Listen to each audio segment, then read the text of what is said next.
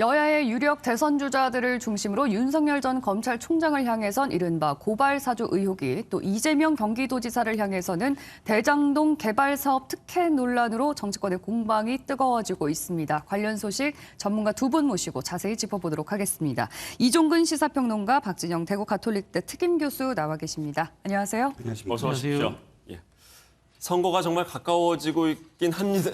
한가 봅니다. 네. 이제 아주 파장이 큰 이슈들이 모든 후보마다 이제 하나씩 생기고 있어요. 방금 앵커가 설명해 드린 대로 여야 하나씩 짚어보려고 하는데요. 먼저 야권 먼저 갔다가 여권으로 가보겠습니다. 관련 영상 보시고 오늘 대담 시작하겠습니다. 그 특정 캠프가 어디입니까? 특정 캠프 소속이라는 얘기를 전혀 한거로 저는 발표를 없는 거로 했습니다. 알고 있습니다. 대변인이 발표를 했어요. 저는 그건 뭐 금시초문입니다만은 거기에 성명 불상자를 끼워 넣었는데 제가 보니까 아무런 증거도 없어요. 카드라 통신이에요. 이것이 두 사람만으로서 완결될 수 있는 행위가 아니다. 다른 사람이 반드시 여기 끼었을 것이다. 있을 수 없는 국기문란 행위이고 이 검찰청법 위반뿐만 아니라 아마 검찰청 문을 닫아야 될 정도의 큰 사건이다 이렇게 보여집니다. 당은 무수히많은 제보를 받습니다. 제보의 일환으로 파악됐을 가능성이 높고 당 입장에서는 당연히 공익제보의 성격을 파악할 수 있다는 것이지. 안 하시는 겁니까? 네, 최대한 자제하려고요. 안 하려고 합니다. 수사처에서 이루어지기 때문에 이제 공익신고를 한 제 입장에서는 그 수사에 협조를 할 뿐이지 더 이상 이제 언론에서 제 역할은 좀 줄이는 게 맞지 않은가 싶습니다. 자, 이 고발사주 의혹과 관련해서요. 최근에는 당 내의 싸움으로 좀 번지고 있습니다. 이종근 평론가님. 네네. 특히 이제 그 박지원 게이트라고 지금 야권에서 이제 명명을 해놓지 않았습니까? 네. 박지원 원장과 조성은 씨의 그런 사적인 만남. 네. 그 자리에 누군지 확인이 되지는 않지만 네네. 성명불상의 제3자가 같이 있었다 이런 의혹들이 야권 안에서도 막 제기가 됐었어요. 네. 그런데 당사자가 직접 언론에 나와가지고 증거를 막 공개하면서 나는 절대 아니다 이런 얘기를 하기도 했고요. 그거는 좀 의혹이 좀 사라지는 쪽으로 가고 있습니까? 어떻게 보십니까? 일단 성명불상자와 관련해서 윤석열 후보 측에서 지금 성명불상자까지 포함해서 박지원 그다음에 조성은 씨의 이번 사건과 관련돼서 연루됐다라는 걸 지금 고발하지 않았습니까? 그 수사 과정을 지켜봐야 될 것 같아요. 어쨌든 이건 해명은 특정인으로 지목됐던 사람이 아니라고 좀 부정하면서 홍준표 후보 측에서 동선을 지금 공개를 했으므로 그 사람은 아니다라고 지금 어느 정도는 지금 의혹이 밝혀지지 않을까 싶은데 CCTV 동선까지 공개하면서 네네 싶은데 문제는 이것이죠. 당시에 조성은 씨의 어떤 지금 그 몇 번의 거짓말이 있었어요. 거짓말이라기 하기에는 좀 말을 바꿨죠. 그러니까 박지원 국정원장을 한 번밖에 만나지 않았다. 8월 11일 날밖에 만나지 않았다라는데 지금 그 이후에도 만난 것이 드러났고 또 같은 장소라고 이야기가 되고 있습니다. 그런데 그것이 고비고비마다 어떤 그 상황들이 있었거든요. 전후에. 그러니까 그 부분을 포함을 해서 이것이 박지원 국정원장과 두 사람만 만나서 이런 것들이 이루어질 수 있을 것인가. 무엇인가 제3자가 실행을 하고 무엇인가 자문을 해준 사람이 있지 않을까라는 게 정가에 굉장히 많이 번졌고 또 뭐 언론계에도 그것이 어떻든 정보로 많이 들어왔기 때문에 그것을 밝혀달라는 입장이었던 것 같아요. 윤석열 후보 측에서 누구냐가 중요한 것이 아니라 그런 의혹이 있으니까 밝혀달라. 그런데 이게 경선이다 보니까 특정 캠프의 사람이 아니냐라고 언론사에서 전화를 걸고 그것을 확인하는 과정에서 이름이 밝혀지고 이게 일파만파 됐는데 이 의혹 자체는 사실 그분이 뭐 관련이 됐다라는 것은 아니고 근데 무엇인가 이 의혹이 또 다른 어떤 파장을 일으킬 수 있는 근거가 있지 않나라는 건 아직 남아있는 거죠. 그러니까 언론에 지목된 그리고 본인이 자청해서 언론 인터뷰까지 한 그분은 아닐지라도 뭔가 또 다른 제3자가 개입이 됐거나 그 자리에도 함께 있었을 가능성. 그 의혹은 아직 말끔히 해소되지 않았다. 그런데 그 의혹은 수사에서 밝혀져야 된다는 게 윤석열 캠프 측의 입장인 것 같습니다. 박 교수님은 이 부분에 대해서 어떻게 보고 계십니까? 저는 뭐 윤석열 측의 입장을 이제 특정 언론사들이 이 물타기를 해주면서 이 프레임을 바꿔버린 거라고 이렇게 보여집니다. 이게 본질은 사실은 이 고발 사주 의혹이잖아요. 고발 사주 의혹인데 이거는 지금 어느 순간에 덮여버리고 거기서 제보를 누가 사주했느냐 이런 식으로 가잖아요. 흔히 이제 그 추미애 장관 이야기처럼 도둑놈을 잡았는데 누가 신고했는지 신고자 찾자 이런 식으로 이게 게임 체인지를 만들어 보는 거예요. 여기에는 윤석열을 보호하려고 하는 저는 특정 언론의 이게 기획이다. 저는 이렇게 보여집니다. 실제로 그리고 이 내용들의 대부분이 보면요. 국민의힘 내부에서 이루어진 이야기예요. 네. 여기서 나오는 이제 성명 불상자라고 이야기하면서 이 특정 캠프에 연관성이 있는 것처럼 또 윤석열 측에서 또 이야기를 합니다. 근데 보면은 본인은 전혀 아니라고 한단 말입니다. 이런 상황들인데 여기 또 이걸 또 뜬금없이 또 박지원 게이트라고 명명해요. 박지원 원장은 가서 이제 밥 한번 먹은 게 다예요. 그리고 조성은 씨는 그 상황들을 SNS에 본인이 공개까지 했어요. 이게 네. 무슨 정치 공작입니까? 전형적인 제가 봤을 때는 물타기이고 이 양심과 상식을 벗어난 짓을 지금 하고 있다. 저는 그렇게 보여집니다. 네. 그러면은 다시 의혹의 출발점으로 돌아가서 이 고발사주 의혹에 대한 수사 상황에 대해서도 좀 살펴보도록 하겠습니다. 고발장의 작성자가 누군지 또 국민의힘에 어떤 경로로 전달이 됐는지 이 부분을 밝히는 게 수사의 핵심이라고 할 수 있을 텐데요.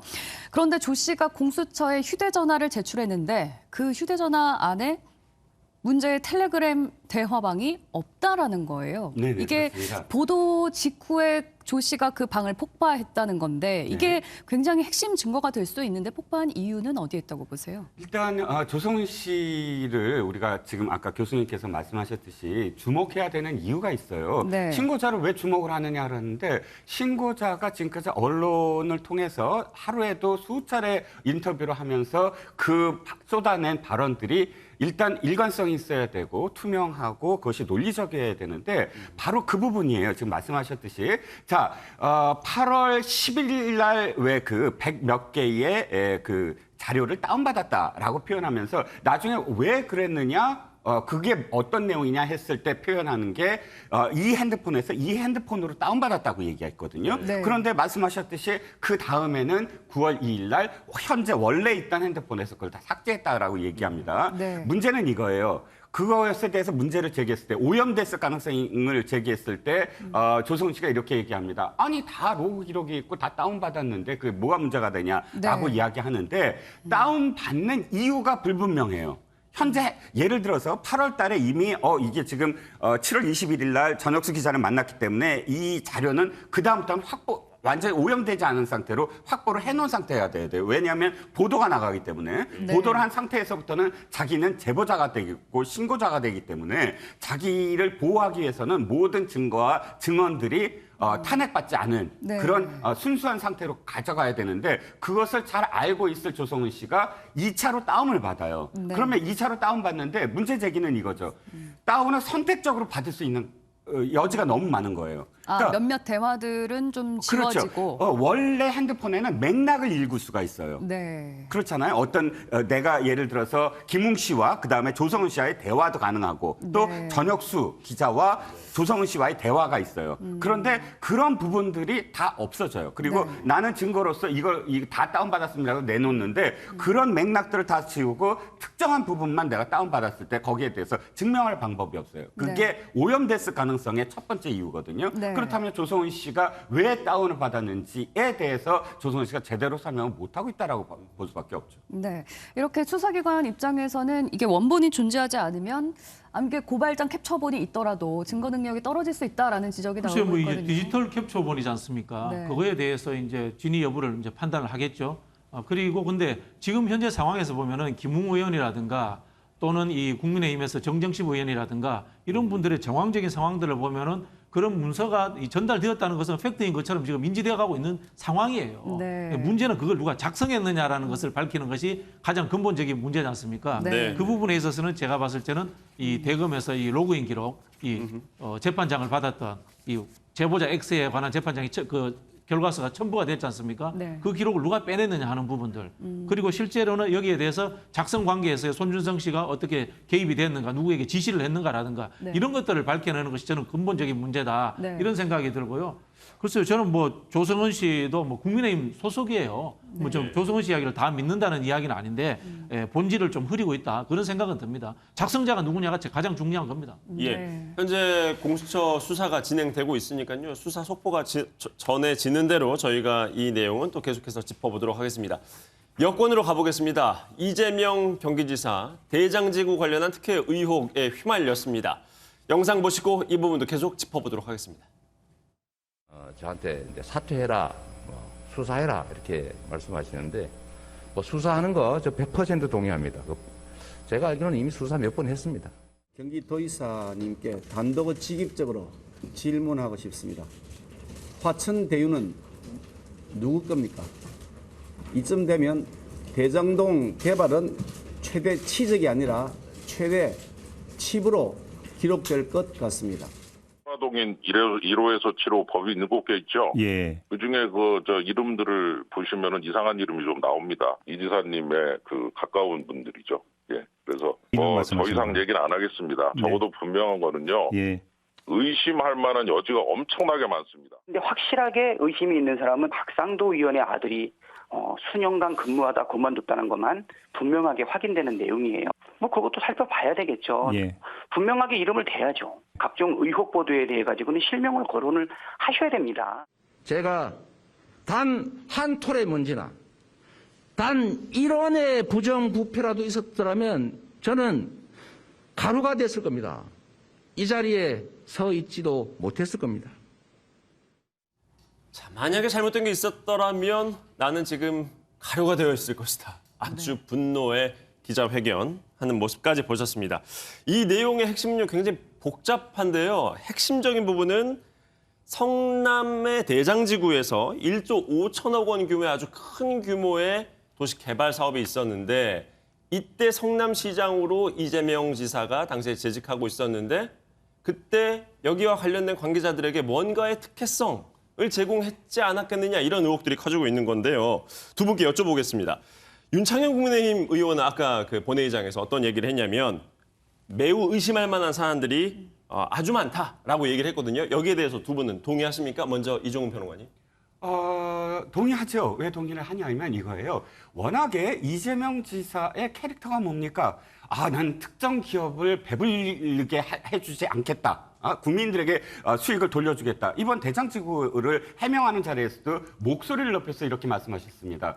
공공의 환수, 이익을 다 공공이 환수를 했다. 이거는 헌정사상 거의 이 정도의 액수를 환수한 건 처음이다. 라고 이야기를 했는데 들여다보니까 특정 기업을 배부르게 만들었어요. 일산대교 이 통행료 없애겠다라고 한 이유도 사실 특정 기업 몰아주기 이게 안 된다는 거 아닙니까? 그런데요, 이 화천대유라는 이름도 모르는 갑자기 공모를 했는데 공모 일주일 전에 만든 회사입니다. 그리고 그 안을 들여다보면 그 전문가는 안 보이고요. 어떤 언론사 간부가 보이고 이름 모를 6명이 보입니다. 근데 이들이 5천억 원 이상의 지금 특혜, 수익을 다 걷어가요. 아니, 성남 도시개발공사가 포함되어 있는데 성남 도시개발공사는 1,800억밖에 배당을 못 받는데 이 사람들은 이름도 모르는 6명을 포함해서 4천억 원이 넘는 배당을 받아요. 근데 이 특혜 과정을 지금 밝혀달라고 했더니 지금까지, 그러니까 성남시 의회 의원들 중에도 민주당 의원들이 있어요. 이분들이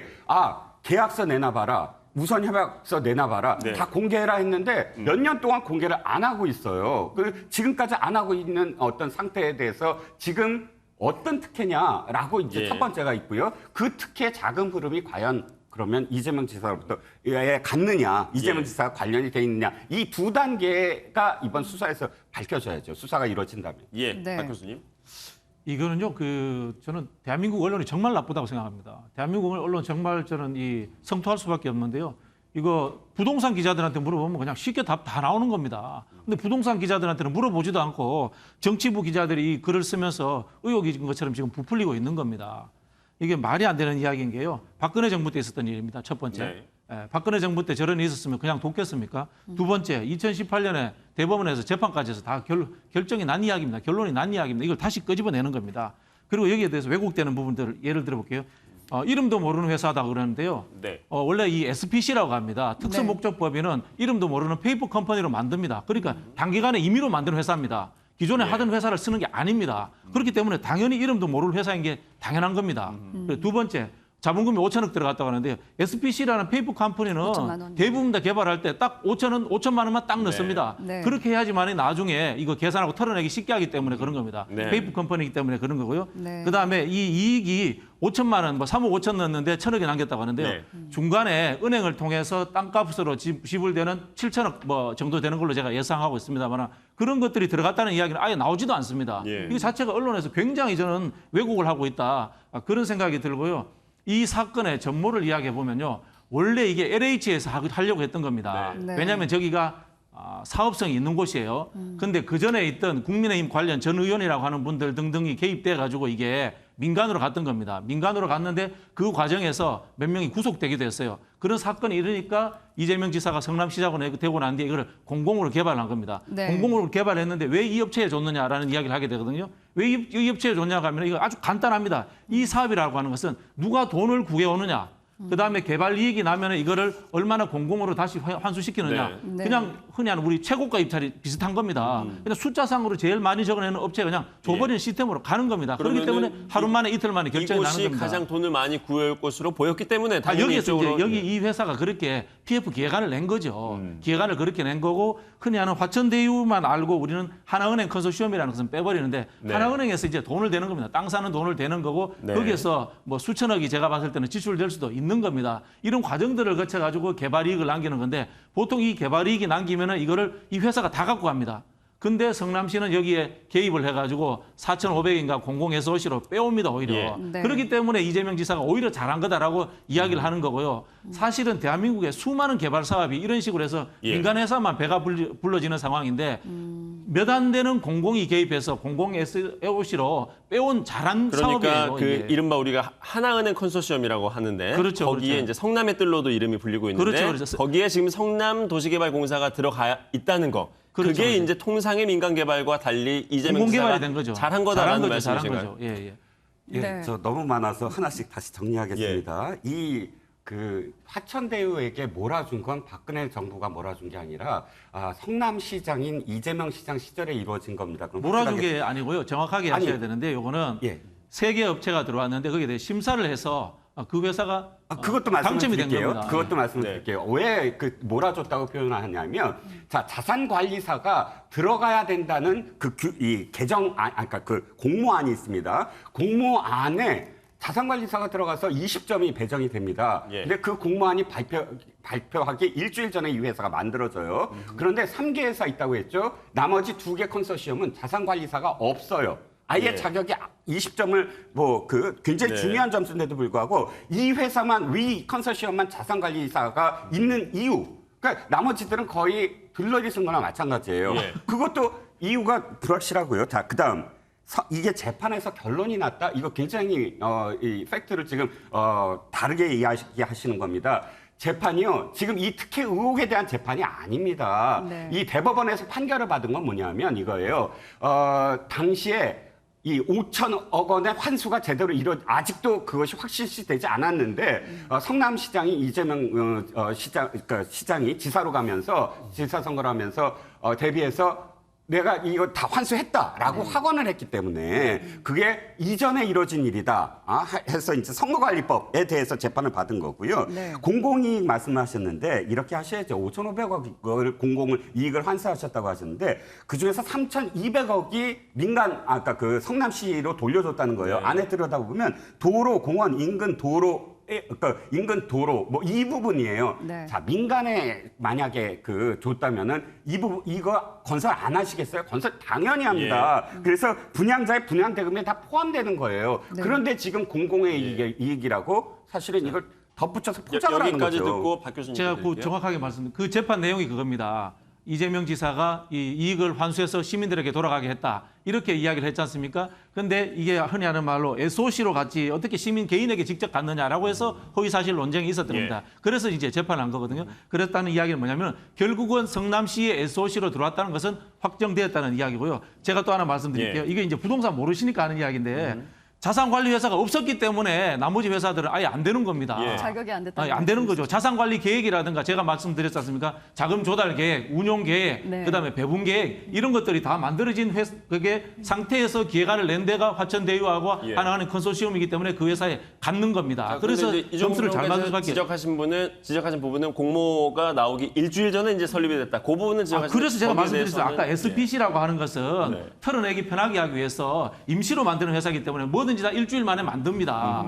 그런 식으로 처리를 하는 거고요. 아까 말씀드린 이거는 이제 거꾸로 해석을 하셨는데 왜 나머지 회사들은 자산관리 계획을 안 냈느냐는 걸 자산관리 계획을 안 냈기 때문에 당첨이 안 된 겁니다. 네. 거꾸로 얘기하면 그렇게 해서 들러리의 의혹이 있는 거예요. 다시 말씀드리지만 적극적인 의지들이 있다면 당연히 자산관리회사를 말씀하셨듯이 일주일 만에 만들 수 있어요. 예. 누군지 알지도 그렇지 못해요. 않습니다. 그거 잘못하시고 하는 이야기인데요. 개발계획에서 가장 중요한 게 자산관리회사라고 하는 PF라고 하는 은행권을 끼고 들어오는 것이 예. 가장 중요하고요. 네. 그런 일들을 하기 위해서 법 쪽이라든가 언론계나 이런 쪽에서 네. 로비가 들어가고 이 부분에 하는 겁니다. 대해서 좀 다룰 내용이 많은데요. 저희가 좀 내용이 복잡하기 때문에 네. 일단 첫 번째로 특혜성 부분, 이 부분에 대해서 두 분의 그 논쟁이 굉장히 많았는데 두 번째로 또 이어지는 쟁점은 과연 이재명 지사가 이 부분에 좀 얼마나 관여가 돼 있느냐 이런 부분 아니겠습니까? 지금 나오는 의혹들로는 이재명 지사의 주변 인물들이 그 화천대유 자산관리공사에 많이 좀 포진되어 있다라는 점에 대해서 좀 석연치 않다라는 시선들이 많습니다. 이 부분에 대해서는 두 분께서 어떻게 생각을 하고 계신지 먼저 이종근 평론가님께서 말씀해 주실까요? 지금 이 문제가 사실